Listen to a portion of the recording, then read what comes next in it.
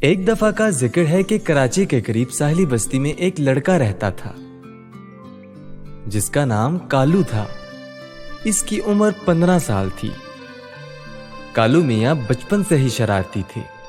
لوگوں کو تنگ کرنا اس کا پسندیدہ مشغلہ تھا۔ اسے مچھلی کے شکار اور سمندر کی سیر کا بہت شوق تھا۔ ایک دن موسم بہت اچھا تھا۔ کالو کا مچھلی کھانے اور سمندر کی سیر کا جی چاہا۔ کالو نے بوڑھے مچھیرے کرموں کی کشتی کھولی اور سمندر کی سیر پر نکل پڑا۔ تھوڑی دور جا کر اس نے مچھلی پکڑنے کی کوشش کی، لیکن اسے کامیابی نہ ملی۔ موسم بہت خوشگوار ہوتا جا رہا تھا۔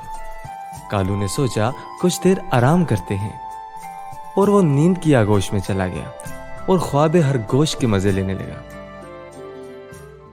اچانک اس کی آنکھ کھلی تو دیکھا کہ شام ہو چکی ہے اور تیز ہوا کے ساتھ کشتی ہچکولے کھانے لگی۔ کالو کو خوف محسوس ہوا۔ اس نے دل میں دعائیں مانگنا شروع کر دی۔ سمندری طوفان میں آہستہ آہستہ شدت آنے لگی۔ تھوڑی دیر بعد موسلادھار بارش شروع ہو گئی۔ اب تو کالو بہت گھبرایا۔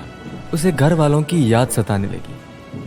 سمندر کی بڑی لہریں اس کی کشتی کو کافی دور لے گئیں۔ طوفان تھمنے کا نام ہی نہیں لے رہا تھا۔ آخر کار لہروں نے کالو کی کشتی کو ایک جزیرے کی طرف دھکیل دیا۔ کالو نے کشتی کو ایک درخت کے ساتھ باندھ دیا۔ بھوک اور پیاس سے کالو کا برا حال تھا۔ اسے تھوڑا آگے جا کر کچھ ناریل نظر آئے۔ کالو نے ناریل کا پانی پیا اور اسے کھا لیا تو اس کی جان میں جان آئی اور اس نے خدا کا شکر ادا کیا۔ کالو نے جزیرے کی سیر کا فیصلہ کیا۔ ابھی وہ تھوڑا ہی دور گیا تھا کہ اسے کچھ آوازیں سنائی دیں۔ اس نے درخت کی اوٹ سے دیکھا تو اسے کچھ جنگلی لوگ نظر آئے۔ کالو کو یاد آیا کہ چاچا کرمو اسے آدم خور قبائل کی کہانیاں سنایا کرتا تھا۔ یہ خیال آتے ہی کالو کے رونگٹے کھڑے ہو گئے۔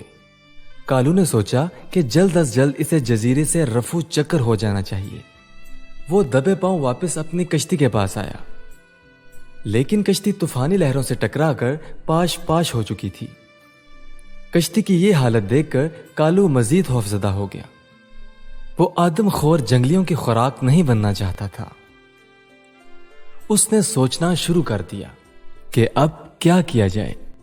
اس نے آس پاس نگاہ دوڑائی تو اسے جنگلی گھاس اگی نظر آئی۔ کالو نے سمندری گھاس کی رسی بنائی اور تباہ شدہ کشتی کے تہتوں کو باندھ دیا۔ اس نے لکڑی کے ایک ٹکڑے سے چپو بھی بنا لیا۔ اب کالو جزیرے کو حیرآباد کہنے کو تیار تھا۔ اس نے تختے کو پانی میں دھکیلا اور چپو چلانا شروع کر دیا۔ تھوڑی دیر بعد وہ بیچ سمندر پہنچ چکا تھا۔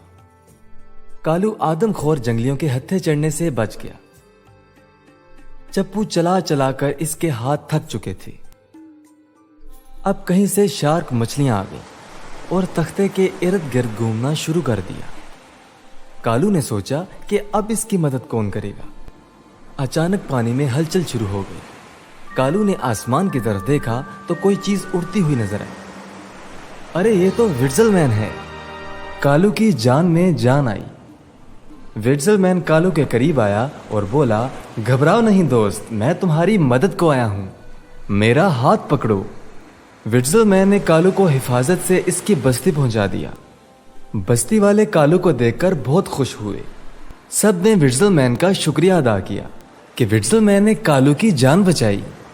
کالو نے توبہ کی کہ آئندہ کسی کو تنگ نہیں کرے گا۔ بچوں، اس کہانی سے ہمیں یہ سبق ملتا ہے کہ ہمیں کسی کو خواہ مخواہ تنگ نہیں کرنا چاہیے اور بڑوں کا ادب کرنا چاہیے اور ان کا کہنا ماننا چاہیے۔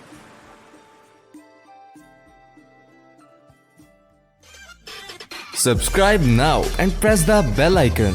Never miss an update.